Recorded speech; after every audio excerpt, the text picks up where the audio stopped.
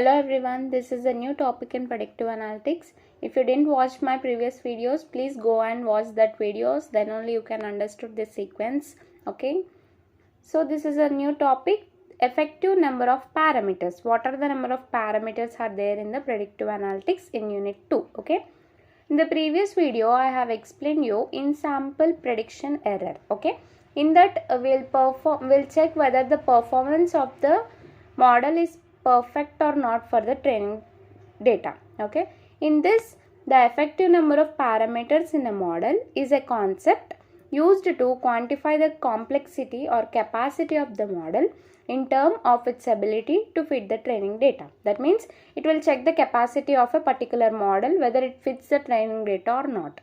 If we have excess amount of training data, then it cannot it doesn't have that capacity to hold that all the data set. Then what will happen? It will collapse. So in that cases we'll get an errors, right? So to avoid that, we before check that whether it has a capacity to hold the large data sets or not. Okay, we'll check here. It helps in understanding how much the model has adapted to the training data set and provides insights into potential overfitting. It helps in understanding whether this model is correct for the ability, if that model has the ability to fit the training data or not. Okay, the effective number of parameter is often less than the total number of parameters in the model. Okay, this effective number of parameters will be less comparing to the total number of parameters in the model. Model also have some parameters, right? So comparatively, here effective number of parameters is less than compared to number of parameters in the model. Okay, especially when regularization techniques are applied. Okay, regularization methods such as lasso, L2, ridge regression, regularization, and penalize large parameter values to prevent overfitting. These both regularization methods will help in preventing the model overfitting. Okay, here are few scenarios where the effective number of parameters is relevant. Okay, let's see here. First one is lasso regression. I also explained this about this L1, L2 in the previous videos. Okay, clearly, but here I am explaining in shortcut. L1 regularization, that is L1 is also called as lasso regularization. Okay, in L1 regularization, some of the model's weight can be exactly 0. Okay, effectively excluding certain features from the model, the effective number of parameters is less than number of non-zero weights. That means in this L1 regularization we can easily estimate, or it is a compulsory, that is some of the models weights can be exactly 0. It doesn't obey.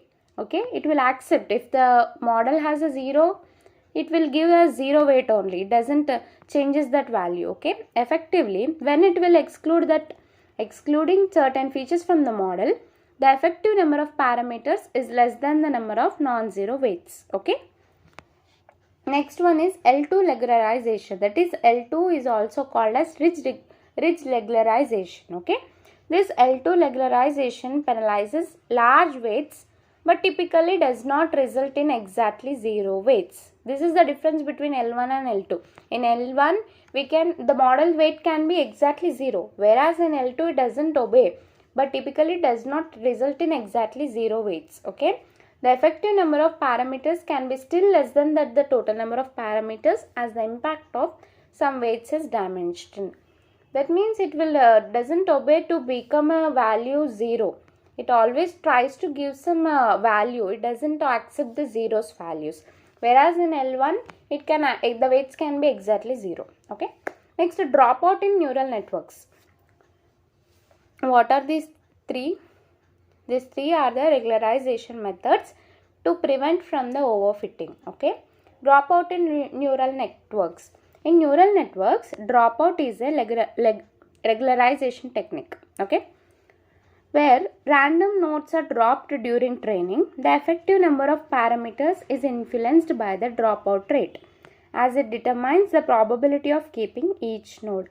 This dropout in neural networks will decide whether this node is useful or not. If the random nodes are dropped during training, what happens? The effective number of parameters is influenced, means it will trust the dropped nodes. whereas the dropout nodes may be correct or not correct, but it will influence by the dropout rate. So it cannot produce the particular output. Means it is depending on the dropout node. It doesn't produces the original value. Okay. Next, feature selection. In this also we have some feature selections. In feature selection techniques, certain features may be excluded from the model, effectively reducing the effective number of parameters. By reducing the number of parameters, we can select the model. Okay. The effective number of parameters provides a more nuanced view of model's complexity than the total number of parameters. Okay. It will provide the more views. It means it will show whether the model is correct or not. Complexity has a number of parameters or not. Okay.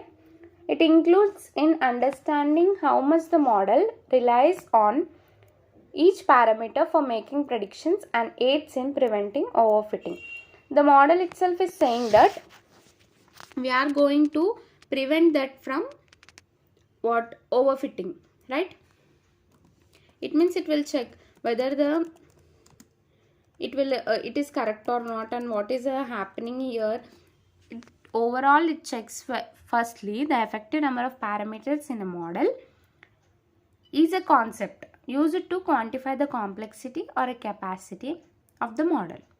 Okay. In order to quantify or in order to check the capacity, we use some matrices or regularization techniques. That is, these three are the regularizations, and we also use the parameter techniques. Feature selection. Okay. That means here exactly parameter meaning is nothing but a quantify whose value is selected for the particular circumstances and in a relation. Okay. A numerical characteristic. Simply, parameter is a numerical characteristic. Okay. Next one. Feature selection. It will select the features. Okay. It helps in understanding how much the model relies on each parameter for making predictions and aids in preventing overfitting. Okay. Like regularization techniques are often employed to control the effective number of parameters and improve the model generalization to new or unseen data. Okay. This is about the feature selection. Okay. Thank you.